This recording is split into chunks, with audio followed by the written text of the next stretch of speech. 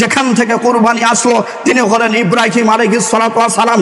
ইব্রাহিমের সুন্নাতকে যদি পশু জবাই করে মানতে চান তাহলে তার আরো বহু সুন্নাত আছে, সেগুলিকে লক্ষ্য করতে হবে।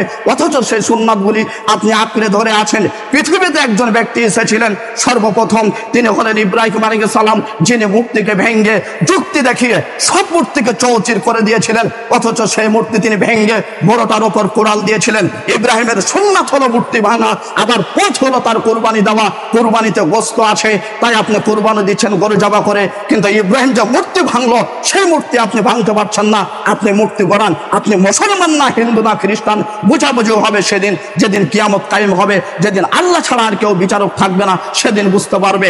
ও সুপ্রিম কোর্ট হাইকোর্ট সহ পৃথিবীর সকল মানুষ কিভাবে বুঝলো যে ইব্রাহিমের সুন্নাতকে পালন করার জন্য গরু কুরবানি দিতে হবে, খাসি কুরবানি দিতে হবে।